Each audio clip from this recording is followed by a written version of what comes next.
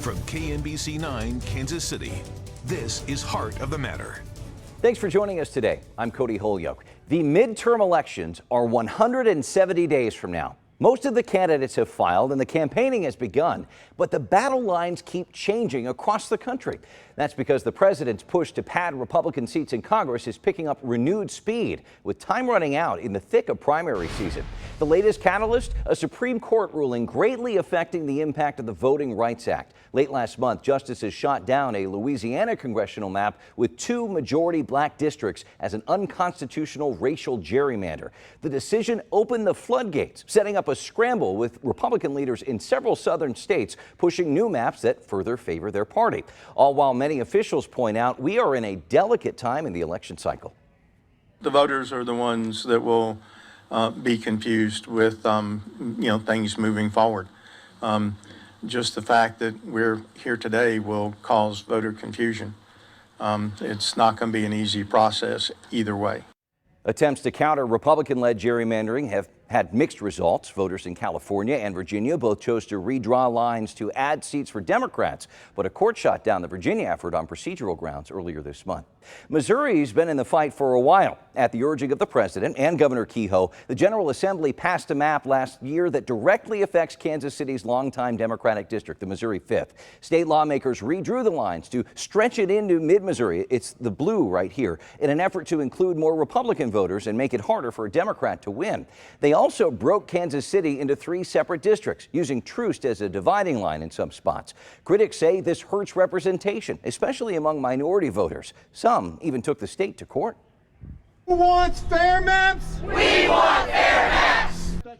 That led to a showdown in Jeff City this past week. The Missouri Supreme Court heard oral arguments on 3 cases and just hours later ruled the map approved last year is constitutional and could move forward.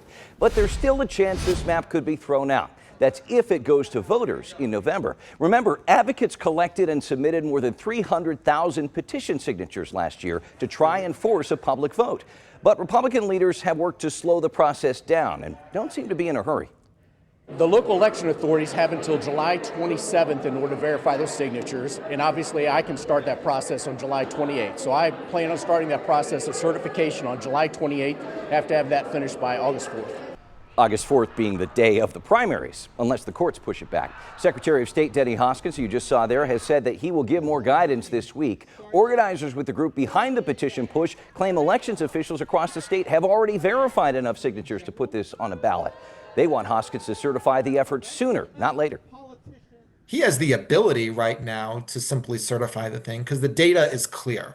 There's not a question as to where we're going to end. It's a question as to what chaos is he going to create by his delay. They also point out justices ruled the question of when and if this map went into effect won't really be decided until after the Secretary of State's review is complete. At least one county clerk has said they aren't updating their voter rolls until that happens too. Let's get to the heart of the matter with our roundtable of journalists. Please welcome back Brian Ellison, senior news analyst with KCUR, and KMBC 9 political reporter Michael Mahoney.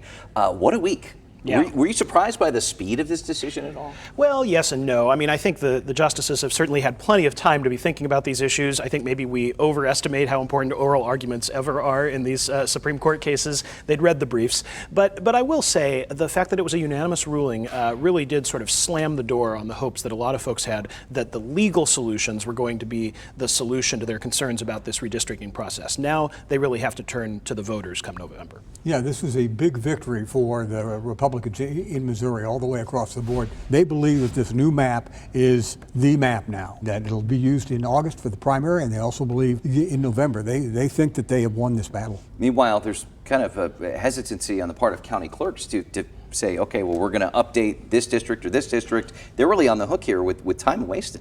Yeah, because they've got to do several things before regular folks vote on election day or right in front of it. They got to mail out absentee ballots. They got to get ballots to people that may be out of the state or overseas, in the military and that sort of thing. All that takes time. The clerk in the Boone County Court, Brianna Lennon, says she can't do that if she doesn't know whether or not her county is going to be in the 4th district or the 5th. And what I think is interesting about that is the Democratic clerk in Boone County. Boone County, admittedly, is one of the counties most affected by this possible redistricting. But in truth, there may be a little element of political brinksmanship happening there. There's been a lot of criticism of Secretary of State Denny Hoskins, a Republican, for sort of slow walking the certification of this ballot measure. He's not legally compelled to come up with a ruling any sooner, and so he's taking all the time he wants to. The county clerk might be sort of playing, well, if you want to do it that way, I can do it that way too. I'm going to wait to do the things I'm required to do until I hear from your office. And so I think we are seeing sort of the way politics is affecting the electoral process.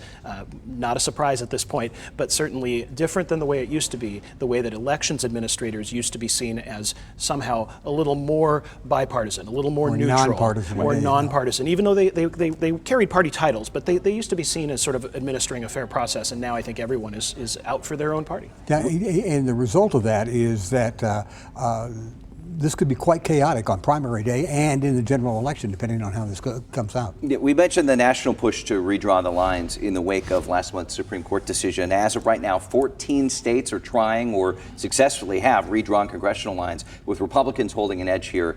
That is striking to see, again, in the middle of a decade.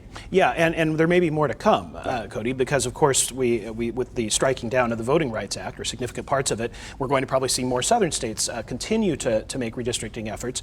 It's going to be a very chaotic election year. I think there's going to be legal battles around primaries, legal battles around the general election results, and around these districts. Congressman Emanuel Cleaver, the person affected most by this redistricting, said on KCUR this week that he's concerned about the future of democracy, not just about whether he keeps his seat or not, and I think he's not the only one that feels that way. Yeah, and the other thing is the redistricting process in Missouri, after however this thing shakes out, it may not be over.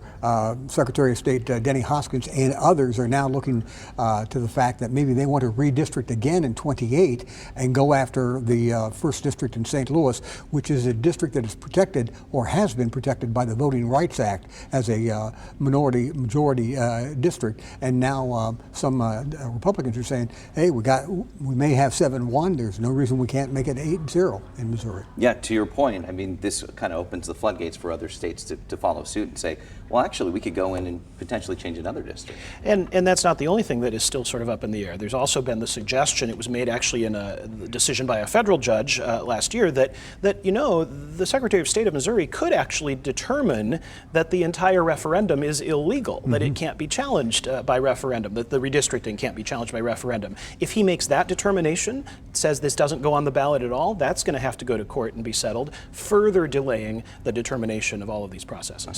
Yeah, we could be in a situation where we don't know the maps even after the November election. Right. We'll be watching closely. Michael Mahoney, Brian Ellison, thank you so much. Count on KMBC 9 News and Heart of the Matter for updates on this map battle as it continues to grow across the country. We'll bring you updates on air and online at KMBC.com. And check out the interactive map from our Get the Facts data team showing which states are jumping into redistricting ahead of the midterms. That's at KMBC.com/politics.